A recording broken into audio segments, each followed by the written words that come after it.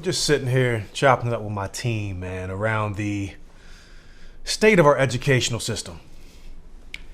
And,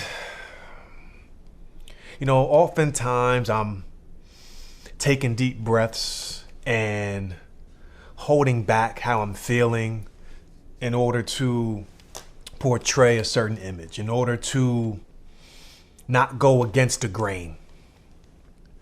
I'm tired of not going against the grain. You know what? I have a daughter. I have a 6-year-old daughter who will be 7 in November, and she's a part of our public school system. So to not go against the grain and not talk about what's blatantly in our face is disrespect to my daughter. I'm no longer going to disrespect my daughter. There's work that needs to be done. I'm a part of that work. There's work I need to do as well. But we're going to quit looking with blinders on like we don't have issues in our system. To be totally transparent, I'm quite frankly appalled at our system right now. I'm appalled. I don't feel right. It doesn't sit well with me. It doesn't sit well in my soul. We are in a space where our top priority, our top objective, our great expectation is to ensure that we have a body in front of our kids. That's what we've come to. Our work for the last several weeks has been to ensure that we have a body in front of our kids. I don't want just a body in front of my daughter. I don't want just a body in front of any student. I want a qualified teacher who knows content, who knows how to deliver effective pedagogy, and knows how to make connections with my child and the rest of the children across New York City. I'm embarrassed. I'm embarrassed. And you know what? And I'm not taking anything away from any employee, because everybody who I've seen is working their tails off to try to get it right. So I know people are working, but we can't possibly think that the bar is getting a body in front of kids. Then what? Then what? People have always said for years that educators are nothing but glorified babysitters, and now that's what we've come to. We didn't get it right in the spring, and we didn't get it right now. Sometimes you got to take a step back, look in the mirror, and admit that you didn't get it right, and ask for help.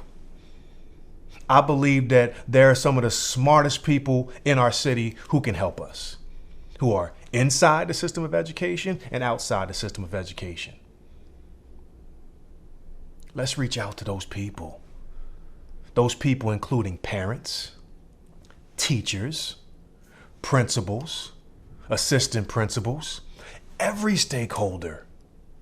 Bring them to the table. Let's pull back all the issues and come up with a viable plan of execution.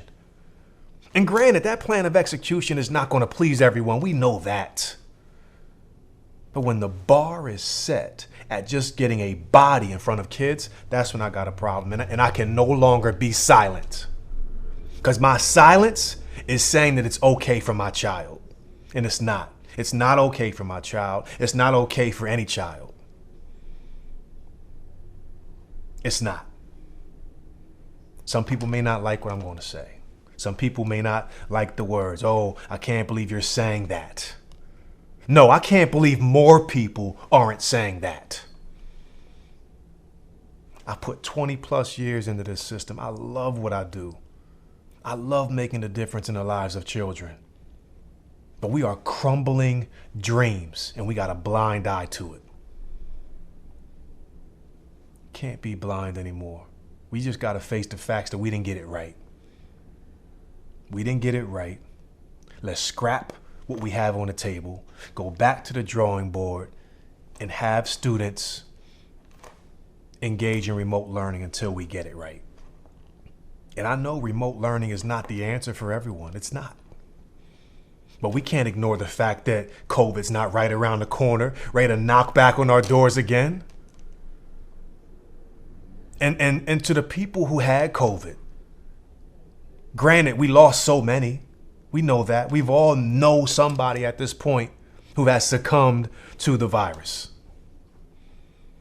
We all know somebody who had the virus and is now in the phase of regrouping and getting back to their normal selves. We have people who have bounced back 100%. I'm one of those people. I had COVID. I've mentioned before, 26 days of pure hell. And I got to take my healed self, who now has COVID phobia. I'm not going to front. I'm wary to even be around people and touch people. But I got to go into schools, several schools, interacting with several principals, interacting with several staff members, several groups of students, and then come home to my family and pray to God that I don't bring any of that in the house.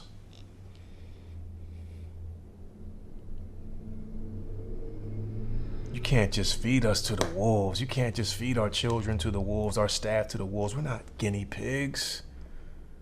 I'm already being furloughed, so it's obvious I'm not an essential worker. And that's okay. I get it. We got to do things to revive the economy. Take my 5 days. But at the same time, when you say that I'm going to take 5 days from every city employee, that's not fair. And I'm going to tell you why it's not fair. It's not fair because not every employee is equal. We are equal people, but we don't do the same job. We don't get paid the same amount of money. So that 5 days is going to impact me a lot differently than it's going to impact somebody else. I'm going to be able to bounce back from that 5-day furlough. My family's going to be able to bounce back and be okay. But there's families out there that you're going to hit with that 5-day furlough who aren't going to have any idea how to make up for that loss. And I'm just tired of watching these decisions get made day after day to just continue to dig us and put us in a deeper hole. We're better than that. I respect our educational leaders. I respect our government. And if you respect us as a people, then you need to do a better job of bringing us to the table, engaging us in conversation around these difficult topics, because they are difficult. And I know that your jobs are hard. Absolutely. It's probably the hardest part of your job that it's ever been. But get the right people around you. Get the right people around you to talk you through these decisions. Get the right people around you to push back appropriately so that we can ensure that when these decisions are presented to the public, they're in the best interest of children, in the best interest of people, in the best interest of our city. We got work to do. Shame on our city. Shame on us. But I do have faith. I'm a believer that in the midst of chaos, excellence will emerge. And I don't have all the answers, and I will never, ever act like I do. But I'm absolutely willing to come sit at the table. I'm absolutely willing to roll up my sleeves and do whatever I can to ensure that children receive the quality education they rightfully deserve. And not just that, but just to make sure that people are being taken care of in general. We got to slow down. We got to slow down. We got to do things better and make better choices for our people. Until then, we got work to do.